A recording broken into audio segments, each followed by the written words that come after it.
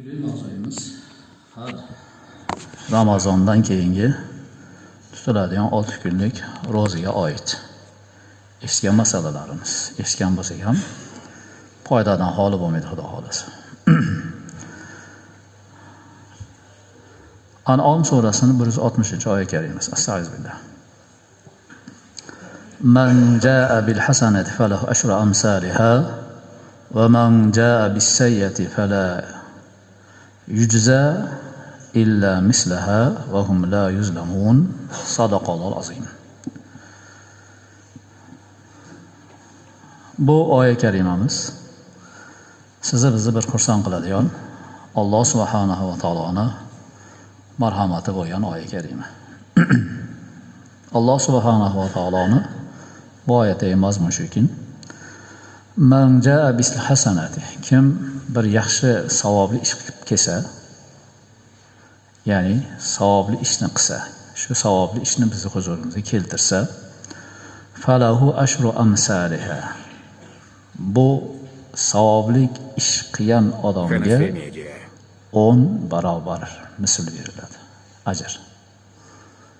Va man jaa bis sayyati, kim bir gunoh ish qilgan bo'lsa, keltirgan bo'lsa, fala yujza illa mislaha, bu o'shandan boshqa jazo olmaydi, ya'ni birga bir. Va hum la yuzlamun, va bu odamlar, ya'ni bandalar qilgan amallari sabab zulm tortmaydi deyilgan oyat karima. Buni mazmuni nima deyilsa, Imom Bayzoviy o'zlarini tafsirlarida aytadilarki, man jaa bil hasan falahu ashru amsalha degani, ay ashru hasanatin amsaluha fazlan min Alloh taolo. Bu Alloh subhanahu va taoloning o'zini fazli, marhamati orqali birga 10 barobar berilishligi. Bu eng kam beriladigan narsa. Eng kami Xudo taoloninki savobli ishga 10 ga 1. Eng past marhamat. Wa qaja'al wa'du bi 70 wa 700 wa bi ghayri hisabin wa lidhalika qila al marad bil ashrati al kasratu duna al adad.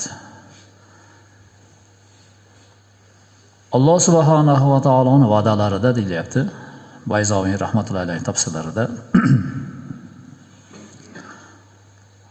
Va'dani Alloh subhanahu va taolo 1 ga 10 lamas, 1 ga 70 barobar degan va'dasi ham bor. 1 ga 700 degan va'dasi ham bor. Behisob degan va'dasi ham bor. Shuning uchun biz bu yerda aytayotgan mazmun 1 ga 10 emas, balkim adad 10 ta emas, barobar degan lug'atda beramiz deyapti. Bitta savobga 10 ta savob emas, bittasiga 10 barobar. U nima desa, qanday tushuntiraylik? Masalan, 1 so'm bergan bo'lsa 10 so'm berdi deb. Esa bu adad. Tushundingizmi? Barobar deganda bitta bergan narsasiga Alloh subhanahu va taolo 10 barobar oshig'i bilan beradi mukofotini. Bu katta narsa bu. Daraja bu. Matematika o'qiganlar matematikada ko'paytirish bor, daraja bor. Bilasizlarmi shuni? Masalan, 2 ni 3 ga ko'paytirsa 6 bo'ladi. 2 ni 3-darajasi 9 bo'ladi.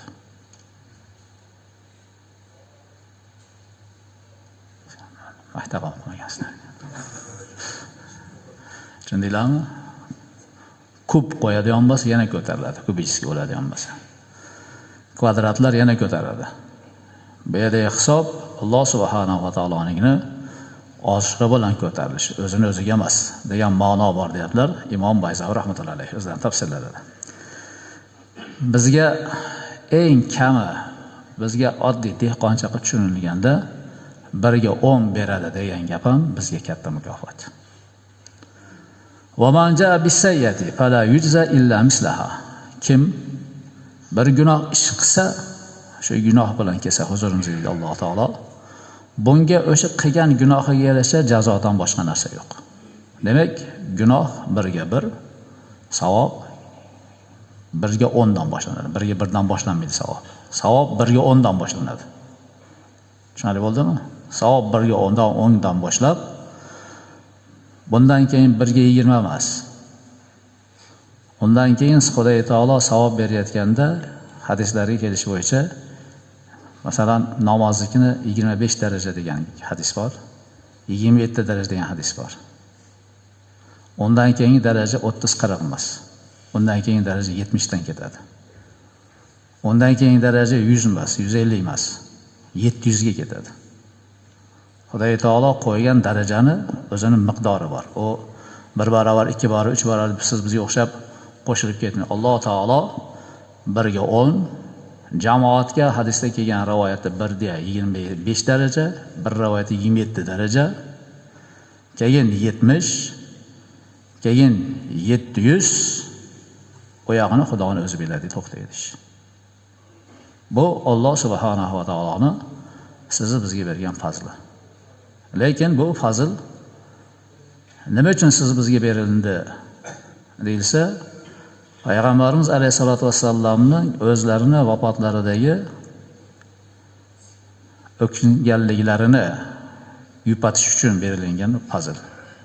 Ya'ni Payg'ambarimiz alayhisalom umrlari oxirida o'kindilar.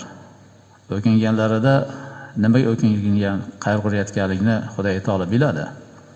Jabroil alayhisalom orqali so'ratganida Payg'ambarimiz alayhisalom ummatim eng oxirgi ummat.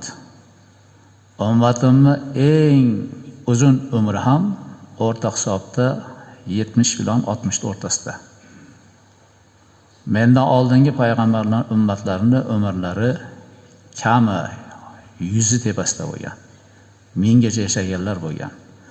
Ularni o'sha 500 yil, 600 yil umrlarda qilgan savoblari meni ummatimni 60 yil, 70 yil ichida qilgan savobidan ko'p bo'ladi. Ummatimning darajasi qiyomatda past bo'lar ekanda deb o'kinyapman deganlari uchun Alloh subhanahu va taolo payg'ambarimiz alayhisolatu vassalomga Me'rojda 1 ga kamida 10 siz ummatingizga dedi. Misol biz bitta savob qilsak 10 ga yuradi. Kami. Oyog'ini Alloh subhanahu va taolo yana o'zim qo'shib beraman deb va'dani ham berdi. Shun bilan kifoyalanmasiz. Kifoyalanmaysiz yo Muhammad alayhisalom. Meni huzurimga kelargansiz, siz noumid ketmaysiz. Sizni ham ummatingizni ham xursand qilaman deb Xudo va'da qildi. Ana oyog'idan lekin payg'ambarimiz alayhisolatu vassalom muborak hadislarida kelayotgan va'dalar shu namozda 25 daraja, 27 daraja, mana 70 daraja, 700 daraja barobar degan gaplar oylarga qarab, makonlarga qarab, joylarga qarab, holatlarga qarab bo'ladigan o'zgarishlar bor. Masalan, oylarga qarab oladigan mukofotlarimiz bor. Mana kecha Qadr kechasida 1000 oydan dedi. Bu oy hisobi, kecha hisobida. Oy hisobida Ramazondagina men o'zim bilaman. Sen Ramazonda shu savob qilganda yozib qo'y dedi.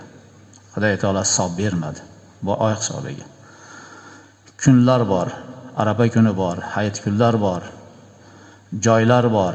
Uyda o'qigandan masjidda o'qigan, mahalla masjidnikidan jamoat, juma o'qiydigan masjid.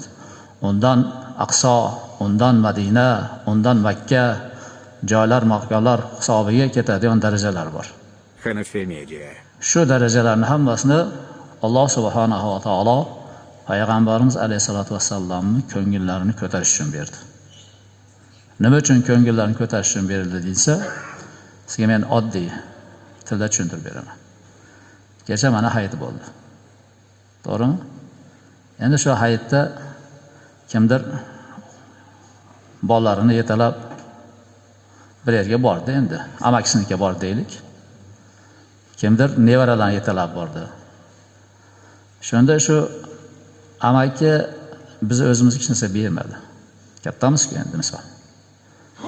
Nevaralarimizga yoki bolalarimizga berdi. Berganda xursand bo'lamizmi, bo'lmaymizmi? Bo'lamiz-a? Endi bolalarimiz qiziqki o'zimiz ham shunaqa bo'lganmizki. Falon amakim mancha berdi, u amakimdan bu amakim mancha berdi. Meni pulim mancha bo'ldi deb haligi bolalar xursand bo'lsa biz xursand bo'ldikmi, bo'lmadikmi? Shu ko'proq bergan amaki bizga ham yoqdimi? O'zi bizga tekkan yo'q. Nevarani qo'lda qoldi, o'g'il qo'lda qoldi. Bizga tegmadi u pul. Lekin shularning xursandchiligi bizga xursandchilik berdim, bermadim. Alloh subhanahu va taolo ham shunga o'xshab bizni xursandchiligimizni payg'ambarimiz alayhisalomning xursandchiligiga qo'yib, ummatingizga men o'zim beraman dedi. Siz o'kinmang, ummatim umr qisqa. Boshqa ummatning oldida savob kam bo'lib, jannatda martabasi past qoladi, o'kinmang, men beraman dedi. Bizga tekkan narsa payg'ambarimiz alayhisalomning xursandchiliklari. Bu Xudo taoloning o'zini fazli. Shuning uchun bu yerdagi oyatda kelayotgan narsa, kim bir savobli ishni keltirsa, unga 10 barobar dedi. Kim bir gunoh ish qilsa, unga 1 ga 1 barobar. Bu payg'ambarimiz alayhisalomning Me'rojda bo'lgan va'da edi, o'zi asli. Va Alloh subhanahu va taolo va hum la yuzlamun deyapti. Bular nima ish qilishdan qat'iy nazar zulm tortmaydi. Savob qilgan odam menga kam savob berdi, men buncha savobga sazovor edim deb o'kinadigan joy topmaydi. Gunoh qilgan odam meni gunohimga oshiq jazo berib yubordi, zulm qildi menga deb bu ham da'vo qila olmaydigan muomalani qilaman deb Xudo taolo va'da beryapti. Shu oyat karimani endi o'zimizga dastur qilgan holatda quyidagi hadis va vaqtimizga qarab keladigan hikoyalarni o'rganamiz. Imom Muslim sahihlariga keltirgan hadis sharif. Bu hadis Abu Ayyub al-Ansari roziyallohu anhu dan rivoyat qilingan degan rivoyat bor. Ba'zilar Abu Hurayra roziyallohu anhu dan rivoyat qilingan degan gapni gapirishadi. Kimlardan bo'lsa ham shu hadis kelganki, bunda payg'ambarimiz alayhisalom aytadilar: "Man soma Ramazona summa atba'ahu sittan min Shawwala kana kasiyamid dahri kullah." Kim dedilar payg'ambarimiz alayhisalom, Ramazon ro'zasini tutsa, to'liq bir oy. Summa atba'ahu sittan, keyin orqasidan min Shawvala, mana boshimizga Shawval oyi keldi. Shawval oyini 6 kun yana ergashtirib tutsa, kana kasiyamid dahri kulla, bu odamga 1 yil to'liq tutganni savobidek bo'ladi dedilar. Bu qanday deyilsa, bu manja bil hasana falahu ashru amsalha. Tepedagi oyat. Ya va'da binoan. Kim bitta savob qilsa, unga 10 barobar dedi. Endi ulamolar buni yo'yib aytadiki, bir oy roza tutgan bo'lsak, 30 kun bo'ldi bu safar. 10 ga ko'paytirsak 300 bo'ldimi? Yana 6 kun tutsak 10 ga ko'paytirsak qancha bo'ladi? 60 bo'ladimi? 360.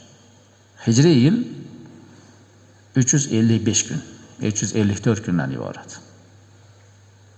Qamariy oy hisobida yuradigan yil 354-355 keladi. Shamsiy yil 365 keladi, 3 yilda bir 366 keladi. Kabisi yil bo'ladi. Shuni hisobidan mana bu 1 yil roza tutganni ajrini oladi, yana 6 kun qo'shsa deb Xudo taolo so'zi bizga payg'ambar alayhisolatu vasallam orqali shu xush xabarni yetkazyapti. Ibn Umar roziyallohu anhudan keltirilgan hadis sharif. Bu hadisni Tabaroniy chiqargan hadis sharif ekan. Bunda payg'ambarimiz alayhisalom aytibdilar: "Man sawma Ramazona summa atba'ahu sittan min Shawwala", kim Ramazon ro'zasini tutsa, keyin Ramazonning orqasidanoq Shawwal oyidan 6 kunni ergashtirib tutsa, xaraja min zunubi kayawma waladathu ummuhu. Onasi tuqqan kunda qandoq begunoh bo'lsa, gunohlardan shundoq pok bo'ladi dedilar. Demak, ikkita hadisda bizga ikkita mukofot bor. Yuqoridagi hadisning mazmunidan biz 1 yil to'liq ro'za tutganning savobini olyapmiz. 10 barobarga berilgan hisobidan. Keyingi hadisda shu 6 kunni Ramazondan keyin tutganligimiz sabab onasidan tug'ilgan kunda qandoq bo'lsa, xuddi shunaqangi gunohlardan begunoh bo'lib qoladi banda degan mazmundagi hadisni xushxabarni payg'ambarimiz alayhissalom bizga aytyaptilar. Bu ham sizni bizni xursand qiladigan narsa. Payg'ambarimiz alayhisolatu vassalomdan yana bir hadis keltirilyapti. Innallohu xalaqas samawati wal arda fi sittati ayyamin min shawwala. Albatta Alloh subhanahu va taolo yer va osmonni Shavvol oyida 6 kunida yaratgan. Ya'ni o vaqtda yer osmon bo'lmasa, oy yulduz ham yo'q. Lekin taqdiri azaldan Xudo taoloning hisobida Shavvol oyiga to'g'ri keldi. Shu Shavvol oyining 6 kunida yer va osmon yaralgan. Faman sama tilka sittata kataballohu ta'alahu bi'adadi kulli xalqin min xalqihi hasanatan va yamhu anhu sayyiatihi va yarfa'u darajatihi. Kim shu Shavvol oyida 6 kun roza tutsa, Alloh subhanahu va taolo o'zi yaratgan mahluqlari soni qancha bo'lsa shuncha savob beradi debdi. Biz tilimiz kelib qolgan, quloqimiz moslashib qolgan gap bor. 18 ming olamni parvardiyori deb gapiradigan gapimiz bor. 18 ming bu chegara emas. Bizga yetgan ma'lumot 18 ming. Uni u yoqda yana Xudo qancha bor o'zi biladi. Shunda bir olamni o'zi hayvonot olami deganda hayvonlar kirib keladi. Insoniyat olami deganda biz kirib kelamiz. Jamoadot olamiga tosh tog'lar kirib keladi. Tushunyapsizmi? Har bir narsani olam deganda 18 ming olam bor ekan. Shu olamdan bittasini biz o'zimizni bugunlikda insonlarni bir olam deb olsak, bugungi kunda taxminan 8 milliard deyaptimi odamning sonini? Tushunyapsizmi? Bir olamni savobini oladigan bo'lsak, 8 milliard savob olamiz. Tushundingizmi? Tirigiga bugun. O'lganlarni qo'shadigan bo'lsak, qiyomatga keladigan bo'lsa, bu ham bir olamda. Unda qancha milliard bo'lishi mumkin? Bu Alloh subhanahu va taoloning yanaqa yaratgan mahluqotini sonicha savob berib, va yamhu anhu sayyiatihi, va bu odamni shu 6 kun tutganlik sabab gunohlarini Alloh subhanahu va taolo yuvadi deyapti. Va yarfa'u darajatihi, va buning darajalarini ko'taradi deyapti. Yuqori darajaga chiqamiz. 1 daraja bilan 2 darajaning o'rtasi 500 yillik masofa bo'ladi degan gaplar bor hadislarda. Yer bilan osmoncha farqi bor, u daraja bilan bu daraja degan gaplar bor. Bu pog'ona bo'lib bir palompadan chiqdi, 1 metr ko'tarildi degan gap emasmi? Bu nimani evaziga bo'lyapti? Shu tutayotgan ortiqcha ro'zamiz hisobiga bo'lyapti.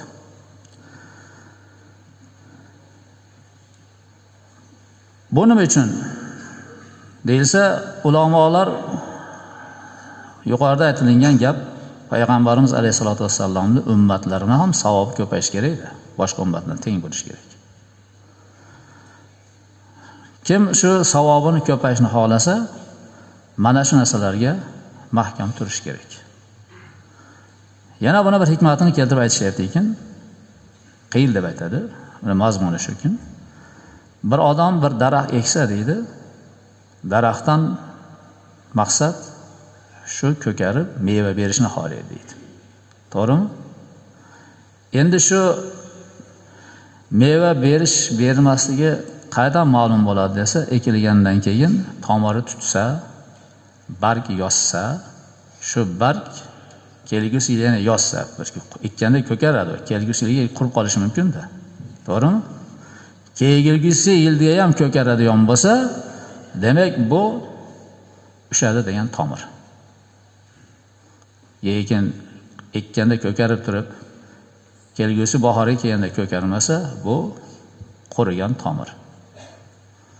Xuddi shunga o'xshagan deyapti. Kim bir oylik ro'zani tutsa-yu, keyin orqasidan 6 kunlik ro'zani tutmasa, bu quriyotgan daraxtdaqa meva berish qiyin buni deydi. Uni mevaga kirganligini bilishlik, orqasidan yana 6 dan ula oladigan odamligini qilgan ibodati qabul bo'lganligi, shu ibodati samarali bo'lganini ko'rsatadigan ish bu degan mazmunda gapiryapti. Buni nimadan olib gapiryapti? Shu yuqoridagi hadislardan, shu oyat karimalardan olib gapiryapti. Unaqa odamlarda aytilyaptiki, iza lam tajib awraquha balzadat alima anna tamassaka. Ekilingan narsani barglari ko'karib shoxlasa, biladiki ekkan odam daraxt tomir ushabdi, ko'kardi, Xudo xolasa hosilga kiradi, Xudo xolasa degan umid tug'iladi deyapti. Fa hakaza xuddi shunga o'xshagan holal abdi fi Ramazon yusari'u ila al-sawm was-salat wal-khayrat rijan liqabuliha bi barakati Ramazona. Bandani ham holi shu deyapti. Ramazon oyida ro'za tutadi, namozlar o'qiydi, tarovihlar o'qiydi, xayrli savobli ishlarni qiladi. Alloh subhanahu va taoloni Ramazon barakati sabab qabul qilarmikin degan umidda deyapti. Fa alomatu qabuliha, o'sha Ramazon oyida qilingan savobli xayrli ishlarni qabul bo'lgan alomati ayyakunal abdu ba'da Ramazona ala taati wal ibodati.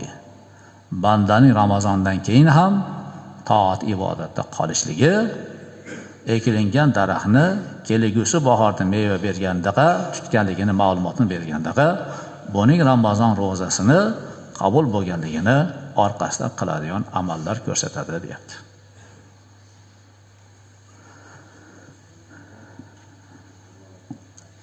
Bir hikoya kelgan ekan. Bu hikoyani bunday aytib qo'yay. Sufyon as-Savri rahmatullohi alayh Makkada 3 yil yashagan ekanlar bu kishi. Shunda Makkada har kuni peshindan keyin bir makkalik odam kelib tavob qilar ekan Ka'batullohni. Har kuni ko'zimizga tushirib, assalomu alaykum deb qo'ydik. 3 yil ichida bo'lib bir-birimiz bilan yaqinla tanish bo'lib qoldik deyapti bu kishi. Shunday bo'ldimi?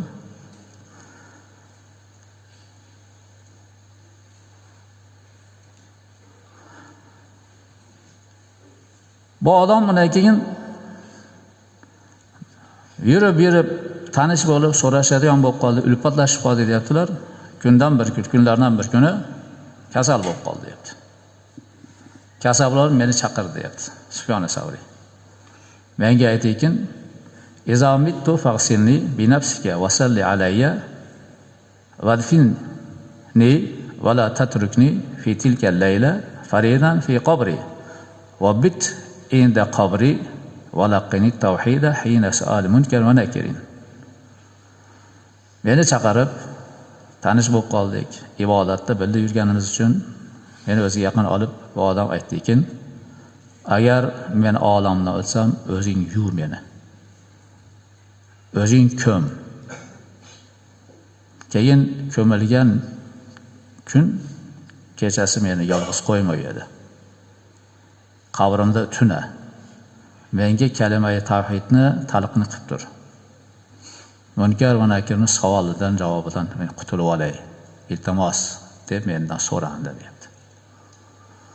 Fazamantulla, men bo'pti deb gardanimga oldim. Falamma fa'altu ma amarani bihi va bittu inda qabrihi fa kuntu bayna an-nawm wal yaqdati istami'tu munadiyan. Bu olamdan o'tdi bu kishi. Va'daga binoan men o'sha aytgan narsaning hammasini qildim. O'sha aytgandaqa qabrida tunabam qoldim. Yolg'iz qo'ymayman u kecha degan gapga binoan tunabam qoldim. Shunda men shu qabrni tepasida yo uxlagan emasman, yo uyg'oq emasman, mudrab turgan paytimda bir nido ovoz eshitdim. Ovoz shunday derdiki, "Ya Sufyanu, fala hajata lahu ila hifzika va talqinika." Ey Sufyon, seni bu yerda o'tirib buni muhofaza qilishingga, kalima-i tavhidni aytib, la ilaha illalloh deb o'tirishingga hojat yo'q degan ovoz eshitildi menga deyapti. Faqultu bimaza, nima uchun dedim debdi. Qala bi siyami ramazona va ittiba'ihi sitta min shawvala. O Ramazonni tutib, ro'zasini tutib, orqasidan 6 kunni ergashda tutganligi uchun senga hojat yo'q degan ovoz eshitdim. Fastayqaztu va lam ara ahadan. Fatavazza'tu va sallaytu hatta nimtu, summa ra'aytu zalika salas marrat. Cho'chib uyg'ondim, qarasam hech kim yo'q. Tahoratni qildim, namoz o'qidim, yana ko'zim ketib qoldi. Xuddi shu narsani 3 marta takror ko'rdim. Shu ish 3 marta tushimga takror kirdi deydi bu kishi. Fa'ariftu annahu minar rahman, la minash shaytonir rajim. Men bildimki, bu shaytondan emas. Rahmon Alloh subhanahu va taolo. Chunki shayton dumma-dum tahorat ko'zi ketib qolgan odamni vasvasa qila olmaydi. Bir marta qilishi mumkin, ikkinchi, uchinchisi qila olmaydi. 3 marta takror bir xil narsa kelishi bu Rahmoniy yaratgan Parvardigor tomonidanligini bildim. Fansarautum min indi qabri. Men u birodarim qabridan ketdim. Va naqul ketar ekanman shu gapni gapirib ketardimki, Allohumma vaffiqni li siyami ramazona va ittiba'ihi sitta min shawvala fa wafaqani Allohul kabir mutaal. Ey Parvardigor, kelgusi yil Ramazoniga yetkiz meni. Keyin orqasidan yana 6 kun ro'za tutishga ham yetkizgandek Xudodan so'ranib ketdim.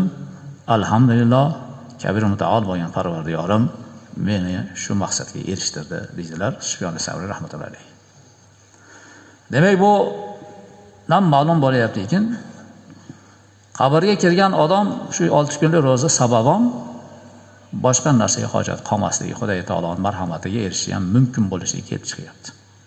Endi bu Sufyon as-Savriy rahmatullohi alayhi Makka da tanishgan oshnasiga bo'lgan muomala. Bu hammaga degan gap emas, lekin fazilatda shu ham bor degan gap chiqyapti. Bundan tashqari Ibn Abbos roziyallohu anhu aytadilar: As-soimu ba'da Ramazon kalkori ba'da firor. Ramazon ro'zasidan keyin yana ro'za tutish jangdan chekinib turib makkorona, yana boshqa kuch bilan jangga yangitdan kirishga o'xshagan narsa deb tushuntiryaptilar.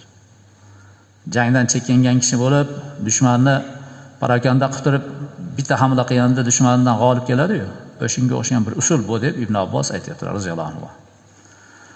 Man faraga min as-sawmi summa raja'a ilayhi yakunu kaman hariba min al-qitali summa 'ada ilayhi.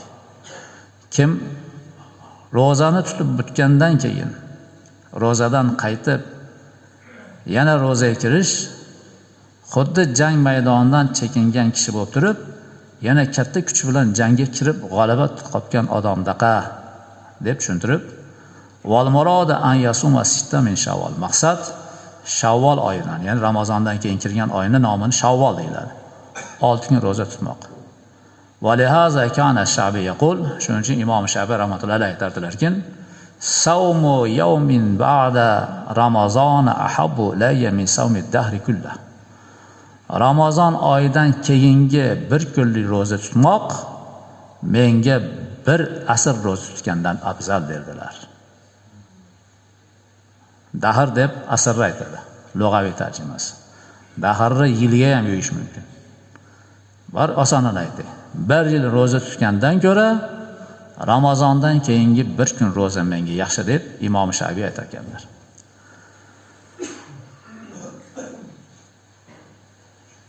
Abdul Vahhob degan ahli ilm aytayapti. As-sirru fi mashru'iyati as-sawmi fi hadhihi al-ayyam.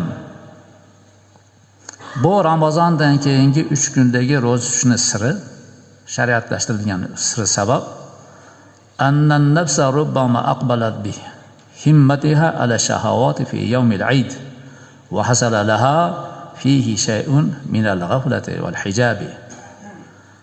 Nafs hayit kunlari ko'yni kusagan narsalarni yeb g'aflat va parda orqasiga chekinib qoladi. 30 kun ibodat turgan, rejada turgan, hamma narsasi o'rnida kelayotgan. To'g'rimi? Saharlikka turdik, niyat qildik, ro'zam buzilib ketmasin deb og'izi, ko'zi tiydik. Iftorga keldik, shomdan qolmay dedik, tarovihdan qolmay dedik. xatmadan qolmay dedik, zikr qilay dedik, mana shu rejada kelayotgan odamni endi hayit bo'shashtirib yuboradi. Hayitni bo'shashtirgan bugun o'zi bomdodda ko'rdik. 6 saf odamimizdan 2,5 saf odam bugun o'qidi. 3,5 saf odamimiz yo'q. Bilindi misol. Yo'q bu odamlar. Hammasi tirik o'tirib mana kelishdi alhamdulillah. Bu yoqqa ketdimikingiz bor ekan bular. Endi aytilyaptiki, nima uchun g'aflatda qoldi? Bo'ldi, roza tugadi dedi. Fakana hazihi sittatu ka'annaha jawabir lima naqaza min al-adai. Bu 6 kunlik roza ado bo'ladigan roza, ya'ni Ramazon ro'zasining ichidagi noqis kamchiliklarni to'ldiruvchi jabira, nima deydi? Yamoq, shifolaydigan, to'g'rilaydigan usul ham bo'ladi. Wal halalu fi sawmi ramazona kas-sunani tabi'ati lil faraiz. Va Ramazon ichidagi ba'zi bir halal ko'zimizdan ketdi, ro'zaga rioya qilmaslik, quloqdan ketdi, tildan ketdi, fikrdan ketdik, ko'ngildan ketdik, to'g'rimi? Mana shu narsalarni yomash uchun bo'ladi. Xuddi kas-sunani tabi'ati lil faraiz. Farz namozlarning sunnatlari bor, tobi sunnatlar. Bu sunnatlari bilamiz, farz namozni kamchilikni to'ldirishligi uchun, xatolarni yomash uchun bo'layotgan sunnatlar. Bu ham 6 kunlik ro'za ham Ramazon ichidagi kamchilikni yomash uchun bo'ladigan narsa deyapti. Aw as-sujudu lis-sahwi. Yoki namozni kamchilikni sajda sahv yopgandaqa bu tutilayotgan 6 kunlik ro'za ham ayyakuna siyomu sittati mutawaliyan g'ayra mutafarriqatan, bu ro'za ham o'sha Ramazon oyidagi ro'zaning kamchiliklarini to'ldiradigan, yamoq sifatiga keltiradigan bezak tariqasida bo'lib, buni paydarpay ketma-ket bo'lganligi afzal deyapti. Tushundinglarmi?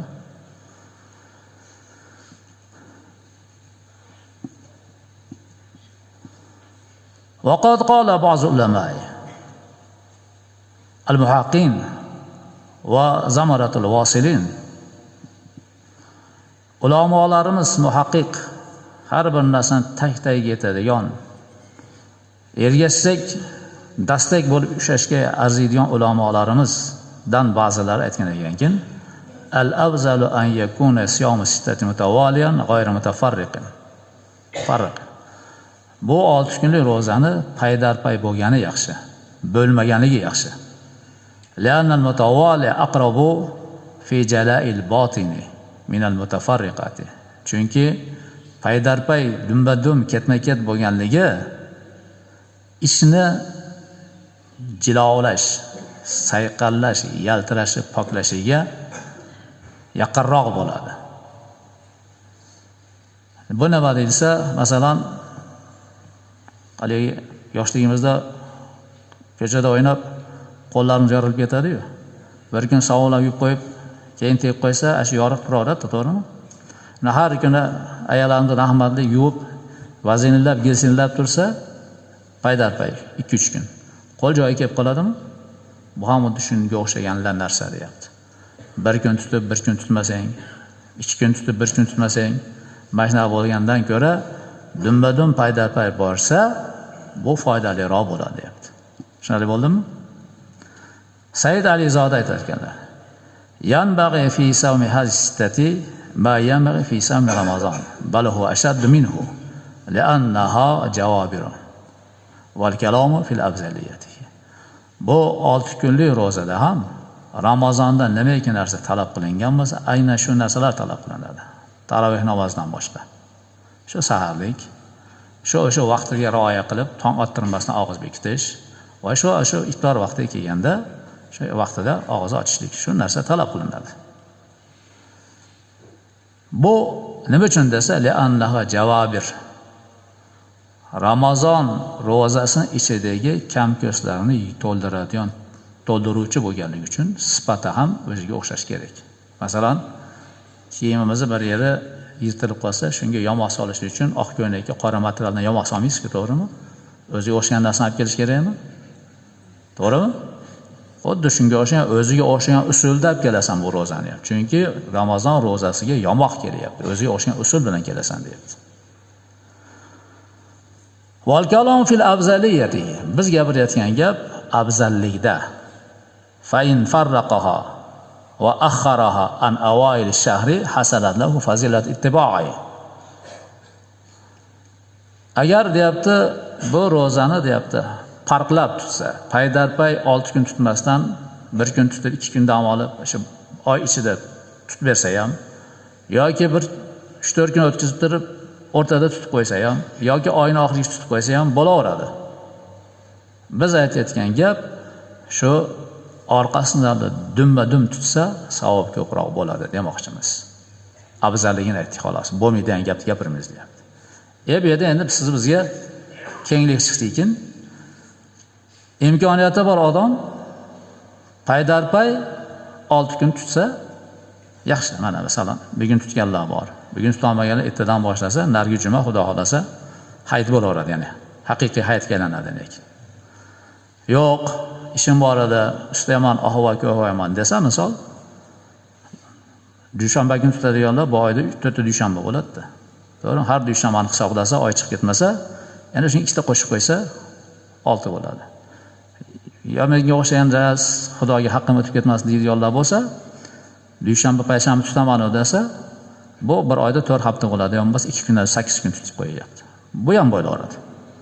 Lekin u tutayotgan kunlarini ham alohida ushlab, bunga alohida 6 kun qilaman desa, undan yaxshi. Bu har odamni bu majbur emas. O'zini imkoniyatiga qarab, ixlosiga qarab, Xudodan oladigan mukofot xolos. Bu to'g'rilik gaplar ko'p edi, mana vaqtimiz kelmay qoldi. Yo ko'p gapirib qo'ydim, yo gap ko'p ekan. Maqsad akalar, ukalar, qilgan narsamiz oshig'i bilan bo'lsin. Masalan, aytdilar, 1 yil ro'za tutganning savobini oladi, deyapti. 1 yil ro'zani tutish ham oson narsa emas, to'g'rimi? Sanaverdik-ku, mancha qoldi. Boshlamasdan sanashga tushganlar bor. 1 kun tutib 29 kun qoldi deganlar bor, ertasiga chiqib bor. Chunki o'sha ham bu nafs. Yesak ham shu, yemasak ham shu akalar. O'rgandik alhamdulillah. Shu bitta niyat qilib harakat qilsak, ajab emas, Alloh subhanahu va taolo 1 yillik ro'zani savobini bersa. Lekin 1 yillik ro'zani savobini ber degan gap yana nima deyapti? Gunohlarni yuvishga kelyapti. Yana nima deyapti? Alloh subhanahu va taoloni yaratgan olamida ham mahluqotlarcha savob bo'ladi deyapti. Yana bir rivoyatlar bor. Ramazon oyidan keyin 6 kun ro'za tutgan odamni jon berishi oson bo'ladi degan gaplar bor. Foydadan xoli emasmiz, faqat foydadamiz. Shu nafsni jilolavasak-la, yutuq bizniki bo'laveradi. Jecha jilolaylik, harakat qilaylik. Endi salomatlik ko'tarmas, sharoit ko'tarmas, ish og'irdir. Biz ularga bir narsa demaymiz. Lekin imkon boricha shu narsani qilsa, o'zini manfaati, o'zini foydasi, savobi ko'payadi. 1 yil ro'za tutgan savob hazakam gap emas akalar. Tushunyapsizmi? Va naqanga shu tutiladigan ro'zalarni, namozlarni, fazilatli narsalarni qilishimiz, asllarini to'ldirishimiz. Masalan, otishda nafl namoz o'qish namoz ichidagi kamchilikni to'ldiradi, qozoni to'ldirmaydi bu. Namozni makruh bo'lib qoladi. Namoz sarsa qilish kerak bilmay qolgan bo'lamiz. Xatolarimiz bor, xatodan xoli emasmiz. Shuni yomaydigan narsa nafl namozlar bo'ladi. Ro'zalarni ham yomaydigan narsa, ro'za tutdim deb urishdik, g'iybat qildik. To'g'rimi? Nomahramga qaradik. Har xil narsani ko'rdik, eshitdik. Ketdi-da uni. Das ketdi. Shuni yomash kerak. Shuni yomaydigan yomoqchina bo'lyapti. Kecha sadaqa bitar arzamagan 40 so'm 100 so'mimiz.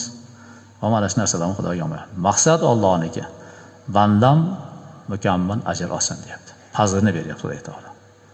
Ham oshig'i bilan mukofot beryapti. Ham chala-chulpamiz yomab, uni ham qabul qilyapti.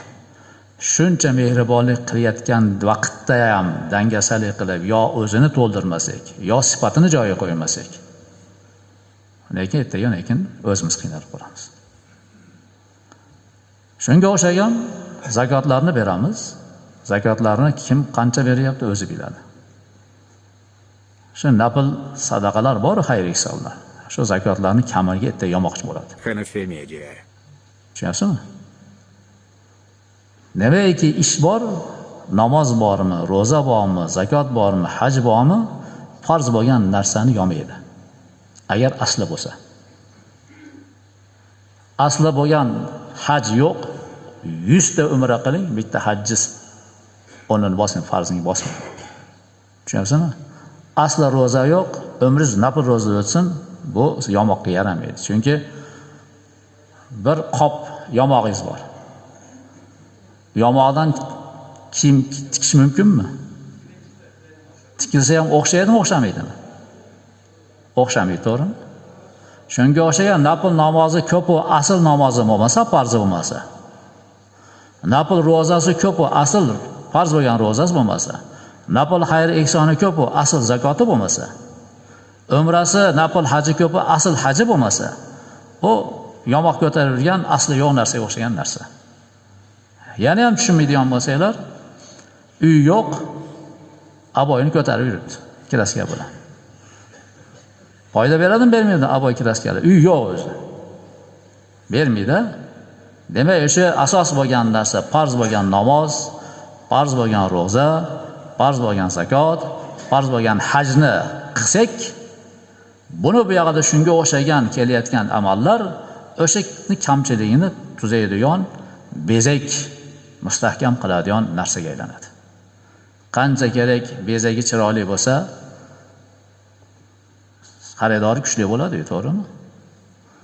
Endi shu bezak qanchalik qabul qiladi bezakni? Masalan, betoni yudab ketgan, devorni o patagonigacha zahlab ketgan, shuni suvab tepasidan bir narsa qilib eplab sotayotgan odamni shu imorati qanchalik sifat berdi, qanchalik daromad beradi, aytingchi. Bilinib qoladi, to'g'rimi? Asl bo'lgan narsa, farz bo'lgan narsa mahkam bo'lsa, pishiqishda bo'lsa, betoni mahkam bo'lsa, unga har qanaqangi suvog'ini, har qanaqangi shpaklovkani, har qanaqangi adelkani bersangiz, yalqiraydi. Tagi puch bo'lsa, u sizni bu yoqda berayotgan ishlovlaringiz, tepasidan tunikani qoplab qo'ysangiz ham, tunikani ushlab turadigan mixlaringiz ham ertaga shalashlar bitta shamol chiqqan o'ynataveradi tunikangizga. Yasama tepasidan qoplama qilgan narsa ham o'ynab ketadi, tagi asnavanasi yaxshi bo'lmasa. Shuning uchun farz bo'lgan narsalarga mustahkam turmoqimiz o'zimizga foydamiz. Farzga o'xshagan ishlarni, nafl namoz, nafl ro'za, nafl xayr ihson, umraga o'xshagan narsalarni, oshiqcha hajlarni qilishlik, bu mustahkam turgan narsani sayqallab, bezab, addelkasini yaltiratib, polirovka qilish. Zo'rlash, sifatini ko'rsatish. Mustahkam narsadagi sifat mustahkam bo'ladi. Tagi chirigan narsadan tepasi berilgan u ishlov, bezak hech qanchaga bormasdan egasiga la'nat olib beradi. Ibodatimiz asl mahkam bo'lmasa ekan, buni bu yoqda qilayotgan narsalar foyda berishi qiyin bo'lib qoladi, akalar. Shuning uchun har bir narsani qilarkanmiz, kecha hayta aytilgandaqa ixlos bilan bo'lmasa ekan, Xudo uchun bo'lmasa ekan, aldanib qolamiz. Xo'p.